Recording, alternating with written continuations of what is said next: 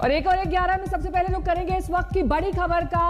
पश्चिम बंगाल से खबर आ रही है, जहां पर हायर सेकेंडरी एजुकेशन बोर्ड ने आज होने वाली अपनी प्रेस कॉन्फ्रेंस को रद्द कर दिया है। इस प्रेस कॉन्फ्रेंस में दरअसल 10वीं और 12वीं की परीक्षा का ऐलान होना था। ममता बनर्जी भी ये कह चुकी थी कि 12वीं और 10वीं राज्य बोर्ड की परीक्षा जुलाई और अगस्त के आखिर में होगी। वहीं कल प्रधानमंत्री मोदी ने राज्यों के साथ बैठक के बाद सीबीएसई और आईसीएसई की 12वीं की परीक्षा रद्द करने का ऐलान किया था। अब कई राज्य अपने बोर्ड एग्जाम्स पर फैसला करेंगे। तो पश्चिम बंगाल से ये खबर सामने आ रही है, जुलाई में 12वीं और अगस्त में 10वीं की परीक्षा होनी थी। ममता बनर्जी इन परीक्षाओं का ऐलान कर चुकी थी, लेकिन कल जो केंद्र सरकार ने फैसला लिया है उसके बाद राज्य अब अपने अपने हिसाब से परीक्षाओं को लेकर नीति तय करेंगे।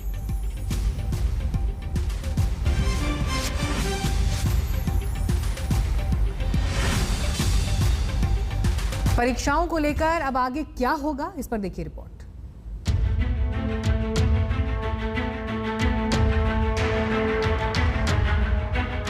कोरोना की लहर के बीच 10वीं की परीक्षा तो पहले ही रद्द कर दी गई थी।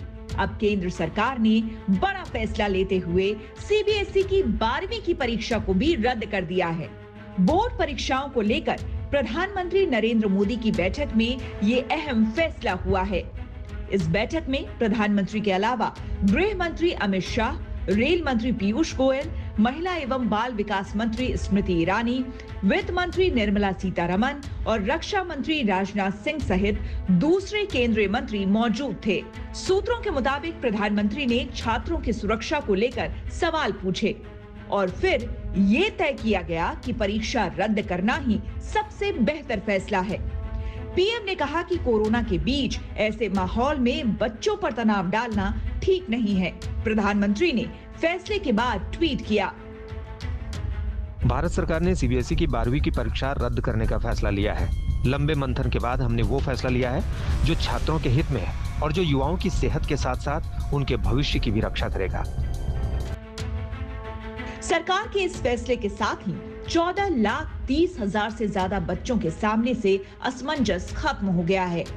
भी हुआ है, गलत भी हुआ है। एक्चुअली हमारा इतना सारा प्रिपरेशन किया वो भी वेस्ट गया है, बट एक सेफ्टी के मेजर से देखा जाए तो ये हमारे लिए ठीक भी है। मेरे हिसाब से एग्ज़ाम कैंसिल हो गई, ये बहुत अच्छी बात है, क्योंकि हमारी हेल्थ सबसे फर्स्ट प्रायोरिटी पे आती है।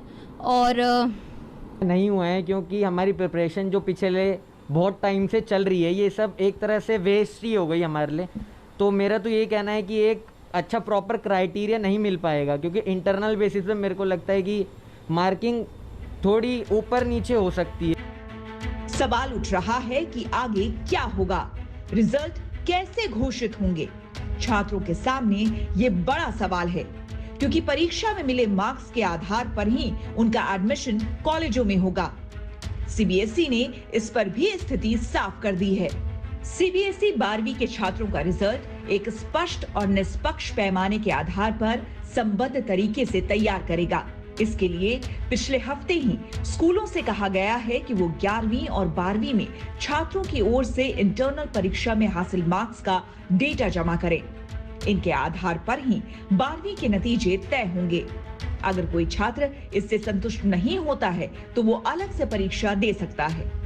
ये परीक्षा हालात बेहतर होने के बाद ली जाएगी। दिल्ली सरकार ने भी यही फॉर्मूला सुझाया था। मुझे बहुत खुशी है इस बात की कि बच्चों के हित में फैसला लिया गया है, बच्चों को स्वास्थ्य को ध्यान में रखते हुए फैसला लिया गया है, क्योंकि देश भर के 1.5 करोड़ बच्चे इस बात से दुखी थे कि उनकी 12वीं की क्लास लगातार खिंचती जा रही है, वो खत्म होने का नाम नहीं ले रही।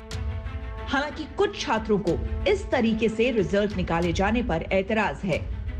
थोड़ा सा बुरा ही हुआ है, क्योंकि जो हमने पढ़ा इतने 2 सालों में, तो अब लास्ट में आके कह रहे हैं कि ये हो गया, कैंसिल हो गया, तो हमारी तो मैंने पानी फिर गया ना। बच्चे ऐसे ही पास हो गए सारे। हमने जो पढ़ा था इतने साल वो हुआ नहीं कुछ।